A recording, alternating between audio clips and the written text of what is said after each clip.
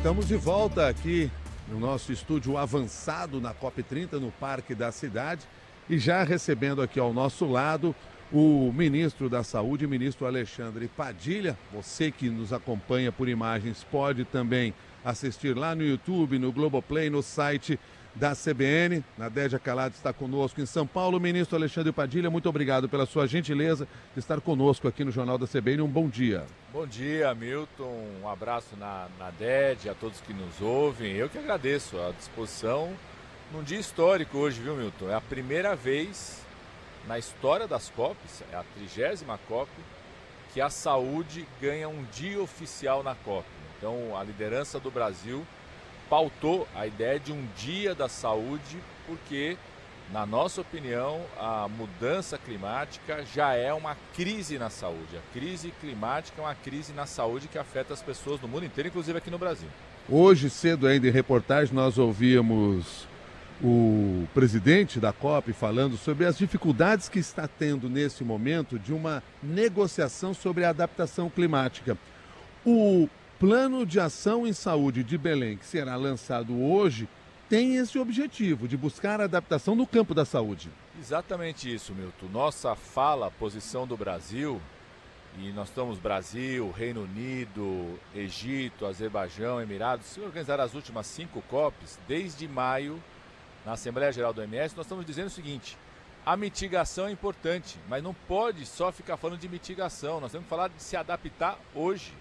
A crise climática já é uma crise na saúde hoje. Nós percebemos, Milton, citar um exemplo aqui. A gente estava aqui no fim de semana na abertura da COP, né? Eu não estava aqui, estava na África do Sul, no G20. Cheguei no Brasil, já tivemos que ir para onde? Para o Paraná, em Rio Bonito do Iguaçu, que um ciclone destruiu a cidade inteira. Das 6 unidades de saúde da cidade, as unidades básicas, 5 foram totalmente destruídas. Nós vamos reconstruir essas unidades adaptadas às mudanças climáticas. Um dos eixos do Plano de Ação de Belém é dizer, você precisa construir hospitais, unidades de saúde, adaptados a essa realidade da mudança climática. Ontem, quando eu cheguei, a primeira coisa que eu fiz foi visitar 2 barcos novos, o Ministério da Saúde, o Governo do Estado do Amazonas, o Governo do Estado do Pará, uma associação Lar São Francisco, vamos adaptar esse barco para ele ser um grande barco de atenção especializada na região amazônica, pelo Agora Tem Especialista, fazer cirurgias complexas, exames mais complexos, junto à população ribeirinha, porque você é uma população que, quando tem a seca aqui na Amazônia, fica sem acesso a nada. Então, a adaptação é imediata, e esse é um dos temas que nós vamos mostrar, que a crise climática é uma crise de saúde pública hoje no Brasil e no mundo inteiro. Nadédia. Muito bom dia, ministro. É uma iniciativa internacional, o Plano de Ação em Saúde lançado em Belém, e eu queria ouvi-lo sobre justamente essa questão da internacionalização, né? Porque nós temos diferenças grandes entre países. O Brasil, a gente sabe que é referência em saúde pública, mas essa não é a realidade de muitas outras nações que também vão sofrer impactos de eventos climáticos extremos. Nadédia, por isso que o Brasil tem esse papel de liderança. E nos juntamos ao Reino Unido, que também é uma grande referência em saúde pública, é o sistema de saúde público mais tradicional do mundo, surgiu depois da Segunda Guerra Mundial, e os 3 países que realizaram as últimas COPs, para dizer da importância de que saúde e clima têm que ser discutidos de forma conjunta. Nós lançamos a iniciativa na Organização Mundial de Saúde, foi em maio desse ano. Estamos fazendo consultas públicas, diálogo com os países, fundos de financiamento. A nossa expectativa hoje na adesão de dezenas de países que já manifestaram a adesão ao plano. Na semana passada eu estava na reunião do G20, que são as 20 nações mais ricas do mundo, dos ministros da saúde, onde pautamos isso. Vários países estavam lá, endossaram o apoio ao plano, e a ideia é lançá-lo aqui no dia de hoje, nesse dia histórico. Cada país adapta o seu plano para a sua realidade, né? Ontem eu estava ali com o ministro da Saúde de Tuvalu, que é uma ilha, 10 mil habitantes, que mudança climática coloca em risco a própria existência do país. Então ele vai adaptar o plano para a realidade dele, vamos cooperar, vamos aprender com eles como que a gente faz isso nas comunidades remotas, nas pequenas comunidades, né? Nós estamos trabalhando com população indígena. Tem um dado importante, Milton, a gente divulgou ontem. Nós conseguimos reduzir em 70% os óbitos por malária no povo Yanomami.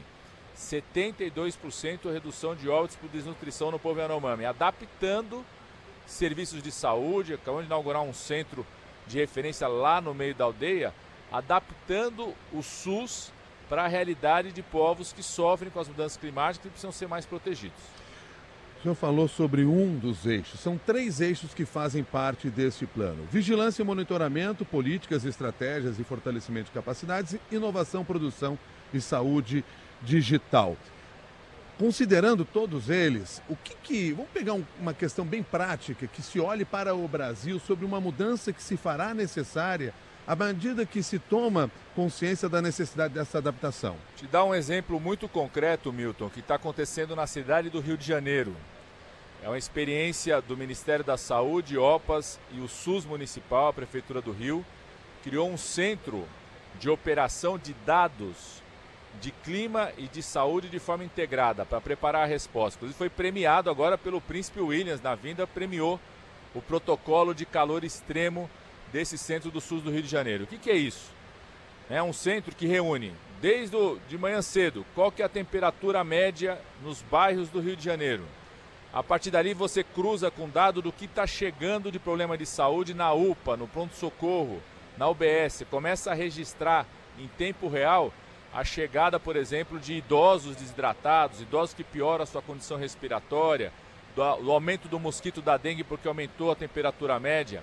Essa integração de dados permite que a Secretaria de Saúde já acione serviços de saúde, capacitar os profissionais, prepara determinados medicamentos, ou seja, a integração, a vigilância e monitoramento, essa integração de dados da saúde com o clima para impactar na saúde, mas também para mostrar para os outros setores econômicos que a emissão de carbono impacta já em aumento de doenças respiratórias, que as queimadas no Brasil fizeram um aumento de doenças respiratórias, precisa preparar os serviços para isso. Então esse é o eixo do monitoramento que a gente já está fazendo, nós vamos escalar isso para o resto do país.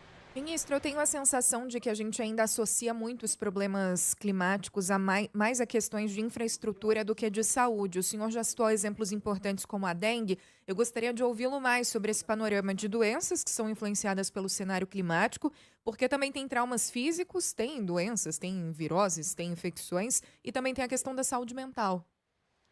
Nadede, eu vou classificar isso em 3 grandes grupos, né? Um é o da dengue, por exemplo, que você citou, e a gente está vendo isso, novas doenças infecciosas estão aumentando ou expandindo sua presença no mundo por conta do aumento da temperatura climática. A dengue é um bom exemplo. Eu sou médico infectologista, fiz minha residência na Faculdade de Medicina da USP, no Hospital das Clínicas, nos anos 90, não tinha dengue na capital de São Paulo, na média, não tinha. Você tinha na região metropolitana de Campinas, na Baixada Santista, no interior de São Paulo, porque a grande tese é que a temperatura média na madrugada de São Paulo resfriava tanto que o mosquito não conseguia replicar. Isso foi no final dos anos 90, começo dos anos 2000. Em 2015, São Paulo já teve o maior número de casos de dengue que teve, né, na sua história na capital, ou seja, 15 anos depois. E esse ano o estado de São Paulo é a maior concentração de dengue, mais de 80% dos casos de dengue no Brasil nesse ano estão concentrados no estado de São Paulo. Ou seja, a dengue é um exemplo, estou citando a dengue aqui, mas posso citar, por exemplo, o vetor da doença de Chagas sendo encontrado nos Estados Unidos hoje. O vetor da chikungunya, que é o mesmo da dengue, sendo encontrado na França hoje. Ou seja, países que não tinham. A Islândia, né? A grande notícia da semana, estão encontrando mosquito na Islândia, ou seja, a temperatura média aumentando, esse é um grupo, aumenta doenças infecciosas. Segundo grupo, as tragédias. Isso que nós estamos falando de Rio Bonito do Iguaçu. Um ciclone, efeito da mudança climática, destruiu a cidade. Das 6 unidades básicas de saúde, 5 foram destruídas. Felizmente a urgência e emergência não foi destruída, a gente está conseguindo fazer os atendimentos lá por conta disso. Isso atrasa a vacinação, atrasa o pré-natal, atrasa o acompanhamento de quem tem hipertensão, diabetes, que vai de 15 em 15 dias numa unidade base de saúde, e traz o problema da saúde mental, como você trouxe, Nadédia. A grande ação da Força Nacional do SUS hoje lá em Rio Bonito do Iguaçu, nesse momento, são os atendimentos de saúde mental, né, e a reconstrução de cidades como essa tem um impacto muito grande na saúde mental. Então, aquilo relacionado a grandes tragédias, grandes crises climáticas. E um terceiro grupo é daquilo que é algo vai ficando crônico. Por exemplo, o aumento das doenças respiratórias relacionados ao aumento de queimadas, porque o aumento da temperatura média incentiva a ter mais queimadas, se alastra mais rápido. Então você tem um impacto sobre doenças respiratórias em idosos, em crianças, sobretudo relacionado a essas regiões de queimadas. Né? Um outro exemplo, regiões que vivem secas muito prolongadas. Por exemplo, a gente teve a seca na região amazônica. Essa seca na região da Amazônica traz mais doenças diarreicas, mas traz uma dificuldade de acesso às pessoas a continuar seus tratamentos de saúde. Então, às vezes, nem o barco chega onde chegava. Então, a pessoa perde um atendimento, perde uma consulta, o medicamento não chega.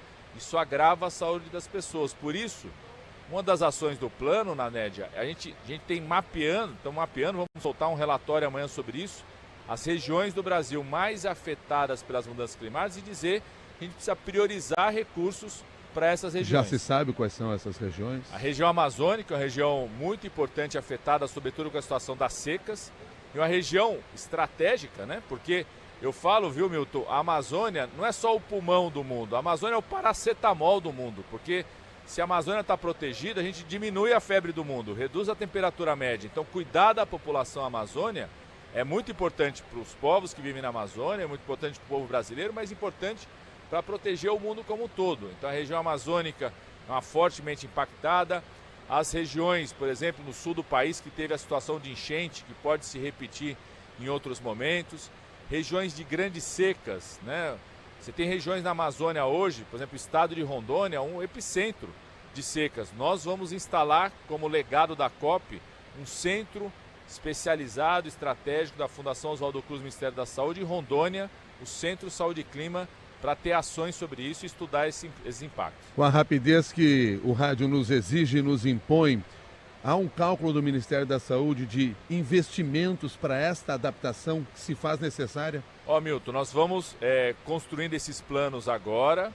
É lógico, por exemplo, todo investimento que a gente está fazendo na região amazônica de novas unidades básicas de saúde, de serviços de adaptação dos barcos hospitais. Ontem anunciamos novos investimentos para o tratamento do câncer no estado do Pará. Estão incluídos nessa adaptação, porque você começa a adaptar esses equipamentos, os serviços para a realidade amazônica. Só no Rio Grande do Sul, o Ministério da Saúde investiu mais de 1 bilhão na reconstrução do Rio Grande do Sul e agora nós estamos estabelecendo diretrizes, né, de adaptação dos padrões construtivos, das novas unidades, como investimento de adaptação. E o Brasil também, Milton, pela essa liderança, a gente tem expectativa que isso vai ser ainda maior com essa COP, a gente também atrai muitos investimentos.